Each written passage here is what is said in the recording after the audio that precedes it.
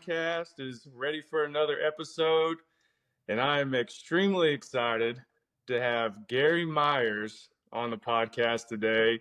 As Gary and I connected a couple weeks ago, as I didn't realize that I had read one of Gary's books about 8 years ago.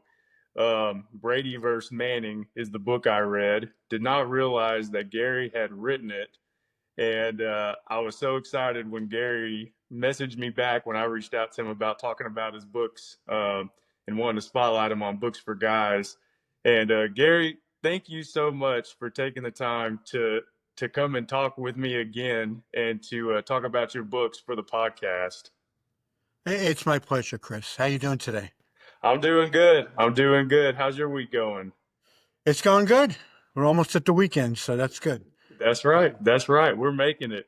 We're making it. But no, Gary, you've written quite a few books, and obviously with Books4Guys, there's a lot of books that guys are interested in. We're all getting ready for football season, and I was just gonna, mention off the books you've written. So you've got 7 that you've written, and you have another one that you co-authored. And so we've got The Catch, How About Them Cowboys, Coaching Confidential, Brady versus Belichick, which is your newest one that's coming out. Brady versus Manning, which is the one I read several years ago. Big fan, shared it with several friends of mine. Once a Giant, and My First Coach, and then co-authored the 20 greatest moments in New York sports history. And so, man, Gary, what just kind of to kick things off? I mean, obviously, I'm a big fan. I'm a football fan. A lot of my friends are, and so your books resonate with us. Just being able to get the inside story on a lot of our favorite players. But just as your career of covering the NFL and as you started writing these books, just what's your story and what motivated you to start doing this? Well, I've been in the business since 1976, which is an awfully long time, coming up on 50 years of doing this. And, quite frankly, after doing it, I guess for the first 30 or so years, I was looking for a new challenge. I had covered Cowboys for the Dallas Morning News. At the time, I was the NFL columnist for the New York Daily News. I had been on HBO's Inside the NFL for 13 years. I was on local TV here in New York on the Yes Network for a dozen years. And, during that period of time, I always wanted to write a book, but it's such a daunting challenge, and you have to be so committed to the subject that you're writing about, and you have to have the time to do it. And I just didn't know how I can write 4 or 5 columns a week for the Daily News, do some TV stuff, and also have time to research and write a book. But, I kind of challenged myself with the first one, which was The Catch, Yeah. the 81 NFC Championship game with Dwight Clark's catch. You can see it in the background behind me for those watching, the podcast. And I covered that game.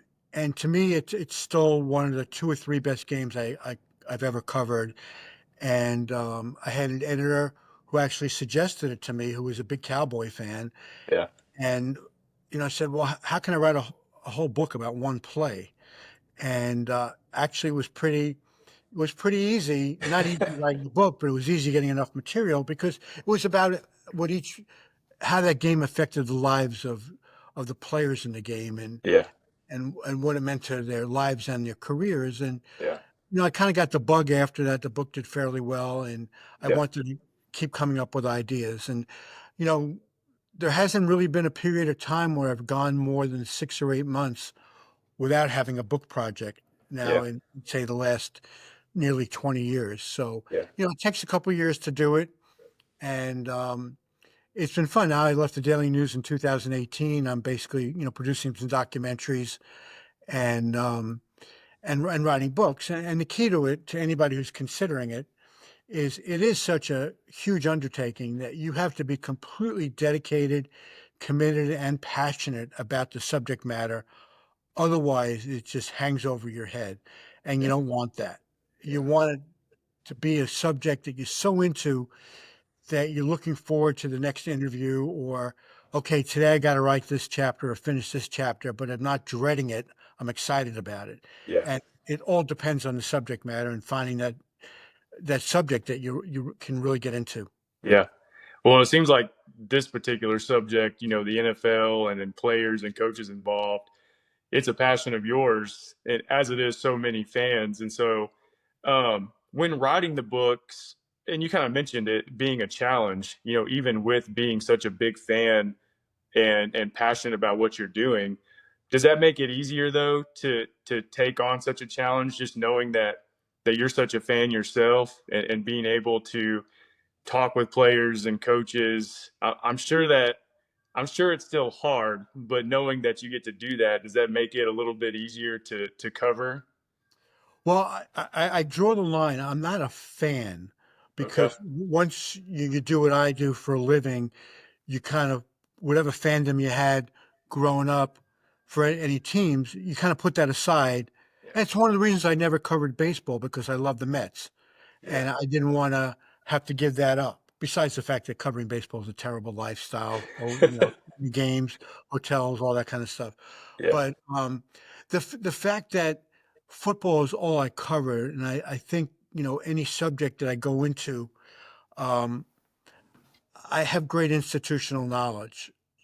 I will say that I pay attention to everything in the NFL and have been around a lot of players and coaches and owners and agents over the course of my career. So all these subjects that I've written about, I felt I was able to hit the ground running just in terms of knowing the story, and then the job was then to find the story behind the story, Yeah. which is what makes it a book. Yeah. And so substituting your word fandom for knowledge Yeah. um, would be a good way of doing it. And yeah, I mean, I think I can write books about other sports. And the one you mentioned, the 20 greatest moments, a book I just Yeah. kind of helped out on. I did a boxing chapter and a basketball chapter, and I know that stuff, and I Yeah. can do that. It would be harder for me because I didn't make my career covering those sports. Yeah. That makes sense. And yeah, I probably used the wrong word of fan, but just That's being okay. That's all. passionate about sports in general, probably gives you, like we always say, like when you do something you love, it's easy when you're passionate about it. And just you being passionate about sports, I'm sure that was exciting for you to say, okay, I'm going to write a book. I'm going to put in the work to make it the best that I can make it. Um, because again, you've covered like the Cowboys and the Patriots and the Giants and different teams, like you mentioned, owners. Who's some of your most favorite individuals to talk to and to work with when writing your books? The book I did on the Giants, which came out in 2023, Once a Giant, a story of victory, tragedy, and life after football.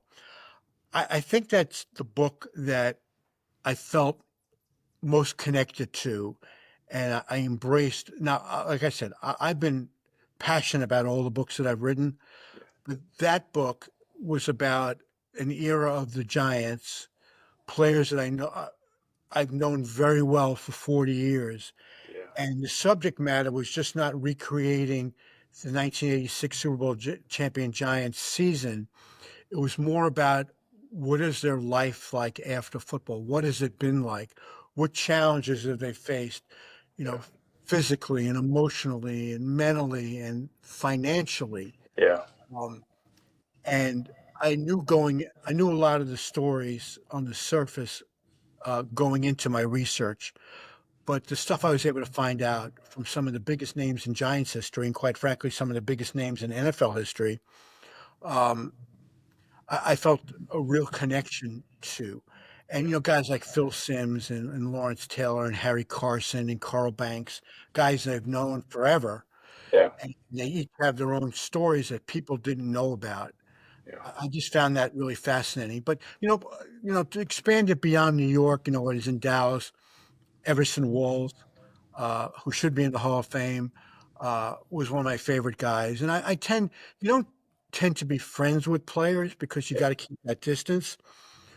But there are two or three guys that I covered that in their lives after football and my life after covering on a day-to-day basis, that I can honestly say are good friends of mine. Like Phil Simms is a very good friend of mine, and Yeah. Everson's a really good friend of mine. Carl Banks is a good friend of mine. Harry Carson, guys like that.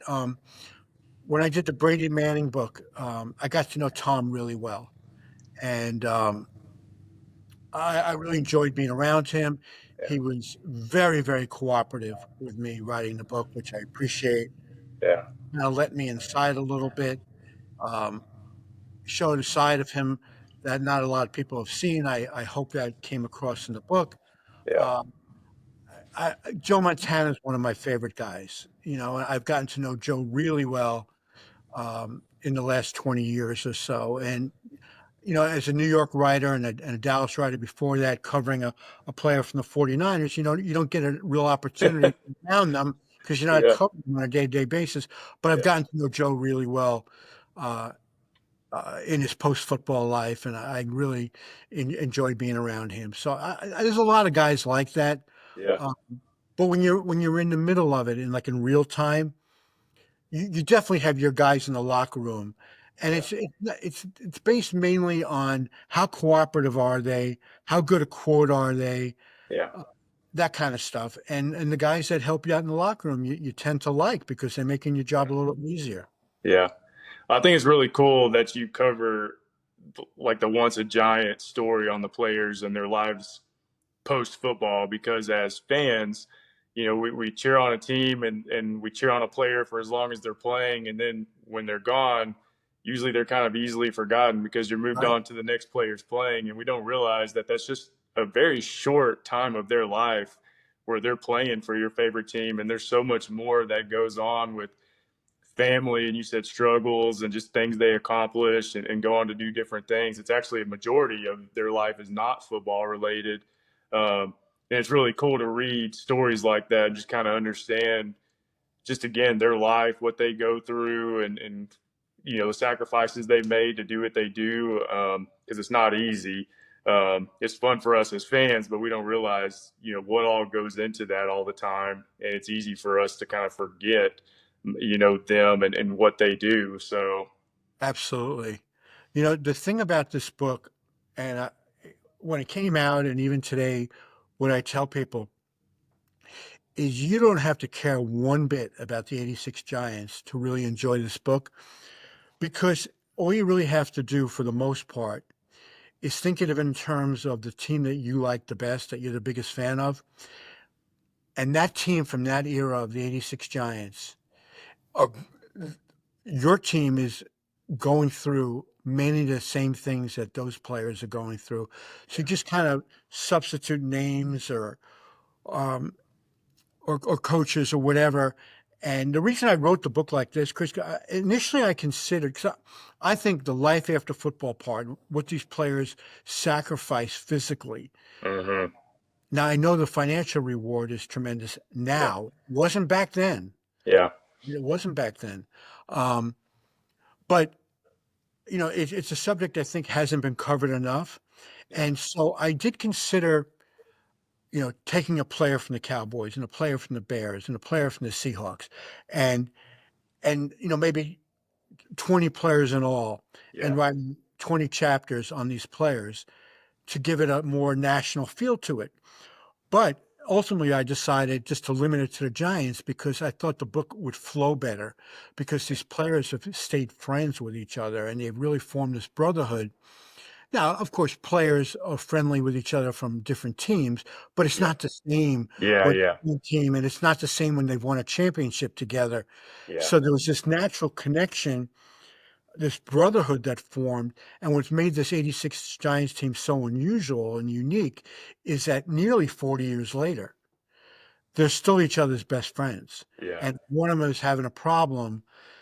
Uh, they rally around each other. So I thought yeah, the book it made more sense to limit it to one team and then just tell fans, if you're interested in what players go through from what they've gone through from that era, when the health coverage wasn't the same post career and yeah, they were denying concussions had any long term effect on players, and we know yeah, it's different now. And so these are the players from that era that are suffering the consequences of it now, and it's real. I mean, Yeah. it's real. They're going through it now, Yeah. and so that's probably the book that if you say out of the 7 books, what's the one like that you're most passionate about, and I think had the most impact? It's definitely that book because that's a real life book. Yeah. I love the Brady Belichick book that's coming out in September, and it's a Yeah. kind of a fun book, and I really take readers behind the scenes of the dynamic that existed in New England for 20 years. Yeah. It's mainly a football book, and I don't mean to say, only a football book, but Yeah. it doesn't deal with the real life things um, that the 86, the What's a Giant book does. Although there are stories in the book about um, what Brady went through physically to stay on the field, and then Yeah. Ed Johnson, who was a linebacker for the Patriots, he was one of the first that ever spoke up about concussions and the impact it had, and how he thought that Belichick didn't take care of him properly and forced him on the field when he was hurt. Yeah. There's still other kind of stories in that book, but mainly it's like, okay, who deserves the credit for 9 Super Bowl appearances and Yeah. 6 championships? And I mean, I have some really, really good stuff in this book. Yeah. Well, So I, I mean, my books are kind of a different. yeah. Well, I'm interested too because I mean, obviously they spent so many years together. Yeah. The league changed a lot from when they both started until when, Brady and them and Belichick separated. Um, Rules, just, yeah, not the toughness, but, just the way some of the game Sure. is played and the rules involved with it changed so much. Um, so I'm excited to read it because it's still fresh too. I mean, they're both still very much in the spotlight. Belichick at North Carolina, Brady now Yeah. commentating on games, and so I'm excited to read it just to kind of see the transition of like start to finish, how it all kind of played out, and just the stories behind the scenes that a lot of us don't know about. Yeah. And the funny thing is this week, I don't know if you saw the story where, Kraft a couple weeks ago on a podcast said hiring Belichick was a risk, um, which he has said before. Mm-hmm. And even in my book, I write how he was being advised by his friends around the league not to hire Belichick. Um, and now Belichick, you know, I guess fired back at Kraft saying he had people telling him not to take the Job. Patriot job because it was a risk for him. Yeah. And here's the shame of it to me, and I make this point in the book also, is that here's Kraft bought the team. I want to say somewhere around $200 million. I think it was a little bit less, and now they're probably worth around $7 or $8 billion. I mean, Billion. about that return on investment. Yeah. Well, I mean, he has no intention of selling the team. It's going to be in his family's name forever. His sons are going to take it over.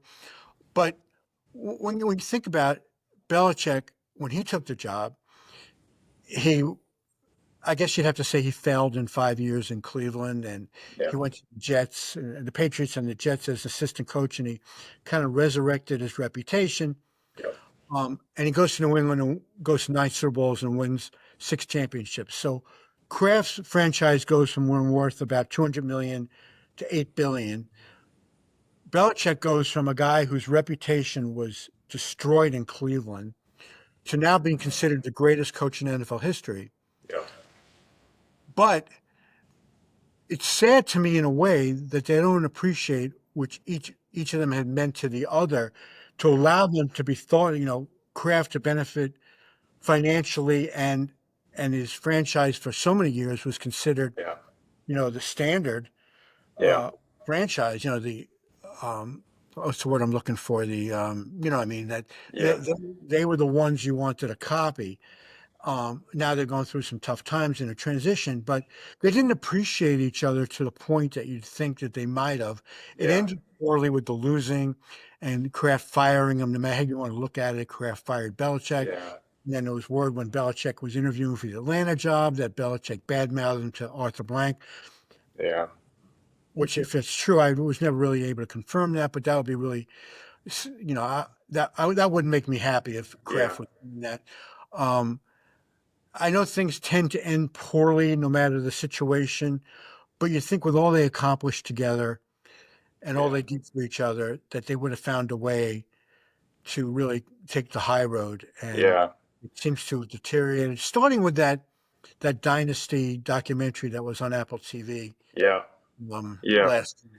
Yeah, and that kind of leads me to think, and hopefully everything comes full circle where everybody kind of reunites and it becomes, one happy ending. But do you think a lot of that is because of outside conversations from people and just, obviously these guys, they have egos and they should. They're doing big things. They're confident. They have things to do they've got to be a leader and be convicted in their process and what they're trying to do. But do you think a lot of the outside media noise or their outside conversations from their own circles maybe had an effect on how things ended? Well, I think the losing had a lot to do with it at the Yeah, end, but I also think that Belichick changed over the years. He was very appreciative to get that job. He was there in '96 with Parcells, and the thing that Kraft didn't like about Parcells is he never took him into his inner circle. hmm, He never felt like he was in the loop. So Belichick kind of went to school on that in the year he was there in '96 and realized the way to ingratiate himself to Kraft was to include him in yeah, things. He would sit yeah, Kraft down and explain things to him, really made him feel like he was embracing him. So Kraft developed a real fondness for Belichick to the point that he wanted to hire him to replace Parcells after Parcells left after the '96 season. yeah, He didn't want to hire somebody that was so closely associated with Parcells. He wanted to make a clean break. yeah, But when 3 or 4 years went by, Belichick was the guy that he wanted. yeah, And Belichick, at that point, picked up where he left off in his relationship with Kraft, and he included him in all the conversations, made him aware of everything. yeah, But once you start winning, things change, and all of a sudden, Belichick feels he's standing on his own 2 feet. yeah, He found Brady, developed Brady, turned him into the greatest quarterback in NFL history. yeah, That he didn't feel the need necessarily to include Kraft in everything that he did, and so yeah, they drifted apart over the years. And, then it becomes a point of, okay, who deserves the credit? Is it Belichick? Is yeah, it Brady? And yeah, then it's Kraft thinking, well, what about me? yeah, I funded this whole thing. I kept the two of them together. What about my role in this? yeah, And the only thing that kept it going all those years was the fact that they kept winning. yeah, And once Brady wanted out and the Patriots struggled, and Kraft didn't feel the same way about Belichick that he felt about him when he hired him in 2000. It just ended. I mean, yeah, it ended poorly ends poorly with Jimmy Johnson and yeah, Jerry Jones yeah, and Bill Walsh didn't end well with DeBartolo, and you know it, and it Chuck Noll kind of got pushed aside in Pittsburgh. yeah, So these things happen. Um, I think as time goes by, we'll realize this is the model franchise, which was the word I was looking for before. yeah, Um, and I think they'll all appreciate what they accomplished together. yeah, It's still so raw that um, the friction that existed at the end between Brady and Belichick and between Belichick and Kraft, and yeah, I think is still too new yeah, for them all to say, the hell with that. Look what yeah, we did together. In yeah, time, I think it'll yeah. happen. Yeah, hopefully it'll, like I said, hopefully in a few years it'll all come back around and everybody can celebrate the accomplishments that they had because, yeah, what they did has never been done before and it was incredible to watch. I mean, they weren't my favorite team, but I definitely appreciated what they were doing. And you're just like, wow, how do they just keep being competitive? And they another Super Bowl and another Super Bowl. And as other teams fans, you're like, all right, are they done yet? Like, come on. I know. Well, one of the things that I think kept them motivated was outside of the New England area, Yeah. everybody hated them. Yeah. They became the evil empire, which is what Yeah. they Well, it's used to how the think. Lakers get hated. It's how the Yankees get hated. Like when you're Yeah, good, you're at the top and everyone just doesn't like you. that's But right. it does come around where everybody does, as sports fans, I think we appreciate what took place because when it does end, and even like with Manning, you're just like, wow, what a career. Like everything you accomplished, and you just kind of miss seeing them on those kind of players on the field when they leave, because you just take it for granted. You just expect to see them, and you expect to see coaches and players, and it's sad when they actually do end. You're just like, wow, that was such an incredible thing I It's got to kind of like what's witness. happening with Kansas City now. Everybody's Yeah, going, well, look, Mahomes is going to surpass Brady and they're going to win more championships. yeah, Let's check back in about 10 years and see what's gone on there. yeah. They I have the mean, target.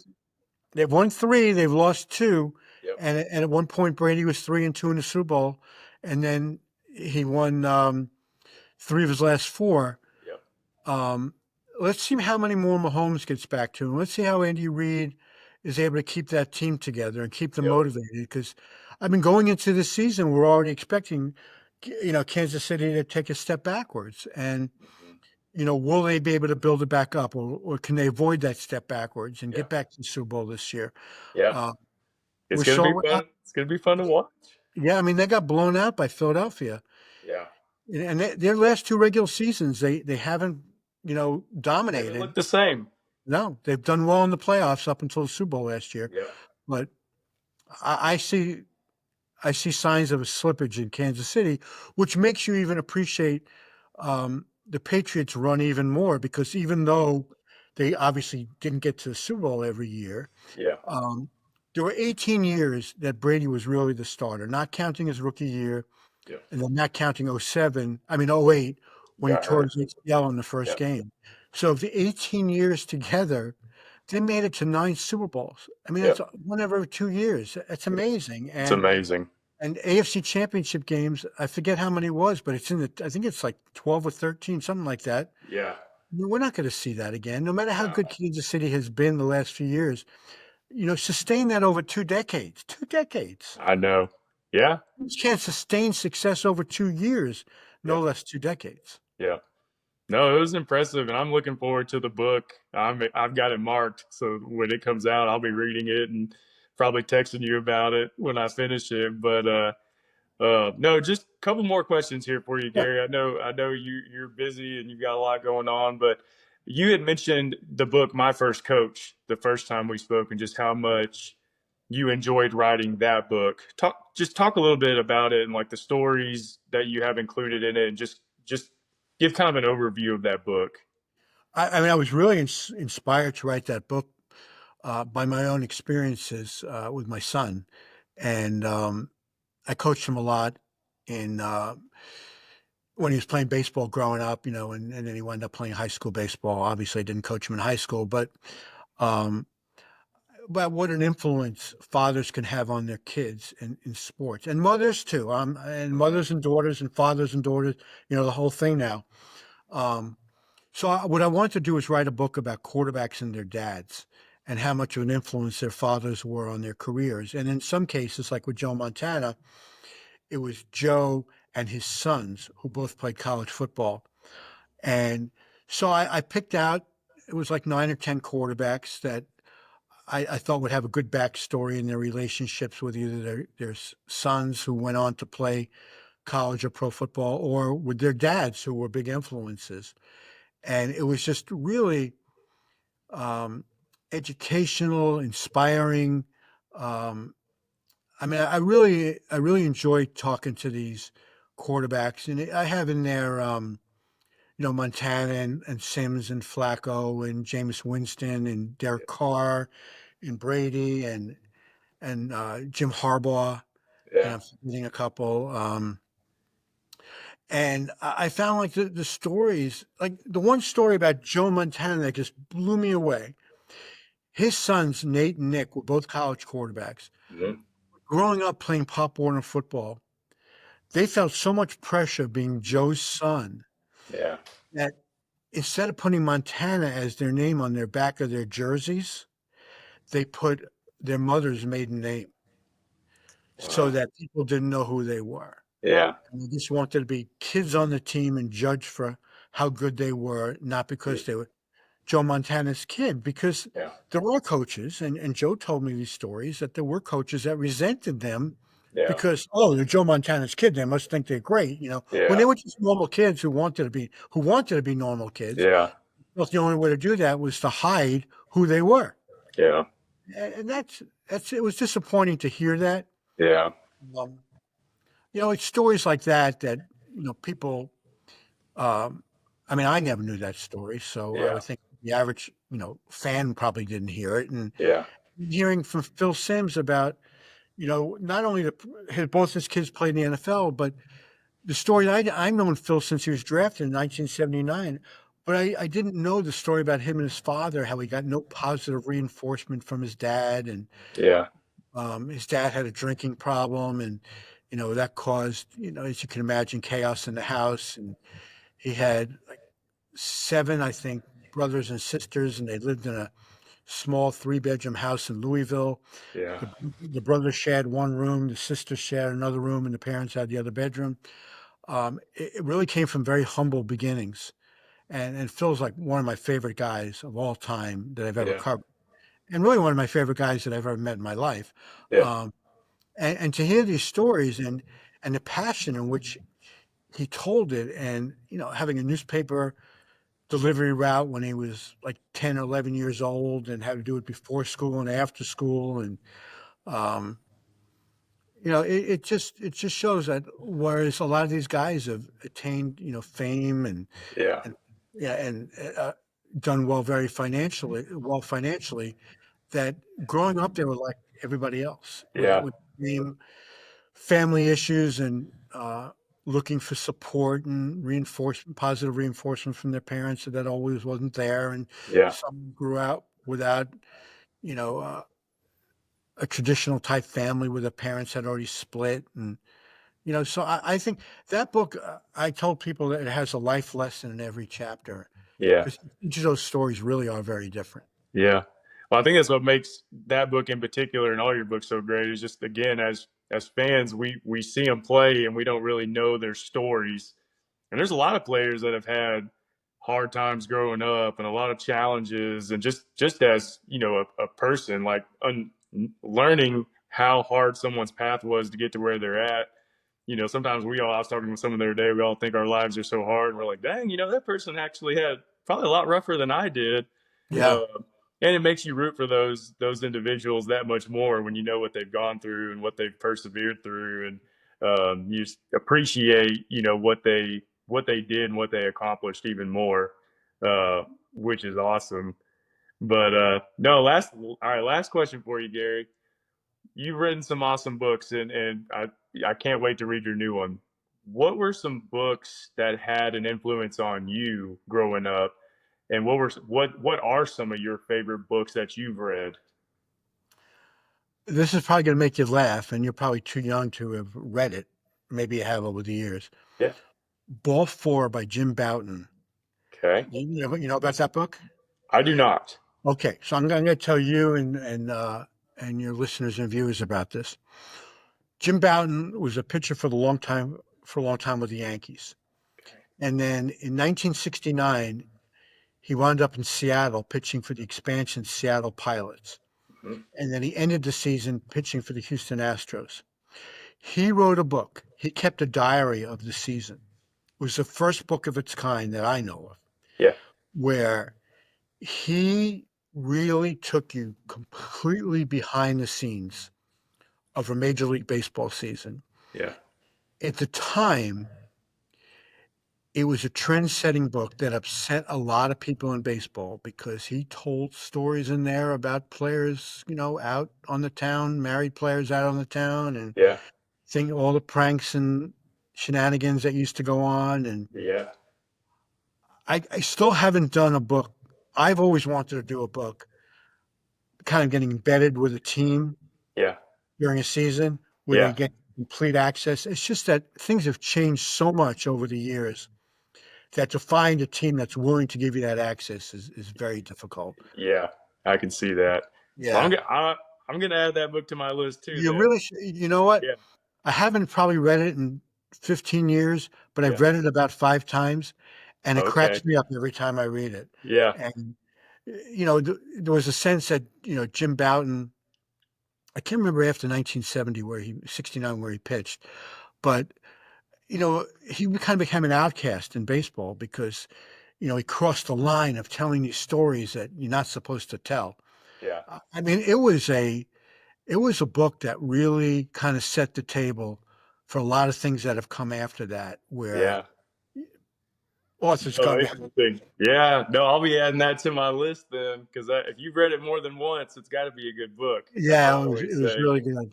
But Yeah. other books that I really enjoyed, Seth Wickersham wrote a book about the Patriots. I'm drawing a blank on the name of it, but about uh, um, I can't remember the name. Yeah. Yeah. Um, um, Is that the yeah, first Dynasty book? no, Jeff Benedict wrote the book about the dynasty. This That's book right. came out around the same time. Um, it was really, really good. Ian O'Connor's done some great books. Yeah. He Like did a 10. great Belichick book. He did a book on Coach K and Aaron Rodgers. Yep. He, I've read the Coach K book. It's awesome. um, and he did a book about Arnie and Jack, which was really good. Yeah. Um, but I can just go on and on. I mean, there's a lot of great books. I have a Yeah. whole bookshelf full of books that Yeah. uh, I usually read them at the beach over the summer. Yeah. That's the time I read books. Yeah. Well, me and you like the same thing when it comes to sports and just the inside, just learning about coaches and players and just what goes on and just the stories both on the field, off the court, on the court, on it's so intriguing and so interesting. And so It's going to drive me crazy if I don't tell you the name of the Seth Wickersham book. yeah, yeah, find it for us. I got to look it up. But It's Better to Be Feared.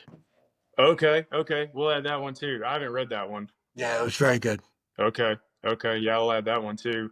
But no, Gary, thank you so much. Again, I've been a fan of your work, and again, just didn't realize it was you. And I'm so glad we got to meet and talk Absolutely. more about your books. And I can't wait for Brady versus Belichick to come out, because that's certainly one that I'll be reading and posting on Books4Guys to share with others and recommend. As I know a lot of my close friends will be very interested to read it. And so can't wait for it to officially come out. But just thank you for your time and just sharing some of these stories. It's so interesting to listen to and hear about this. Well, thanks so much for having me on, Chris. I can just tell people if they're interested in pre-ordering the Brady Belichick book, you can do that on Amazon. Perfect. And I do highly recommend um, the Once a Giant Once a book giant. also, which Yeah. is also on Amazon. Especially, if you have an interest in that era of players. Um, they're just it's heartbreaking and heartwarming. That's how I've described that book. It takes you on both ends of the spectrum there, emotionally. Yep. Yep. And all your books are on Amazon. So if anyone's interested, just type in Gary Myers and all the books pop up. Definitely go order them. I highly recommend them. There's a couple I haven't read yet, and I will be reading them just because I know how good the ones were that I've read. And then yeah, I'll go pre-order the Brady versus Belichick one just so it's ready when it comes out. But no, thanks again, Gary. This has been awesome, and I really appreciate you taking the time to do this. Hey, it's my pleasure, Chris. Thank you so much.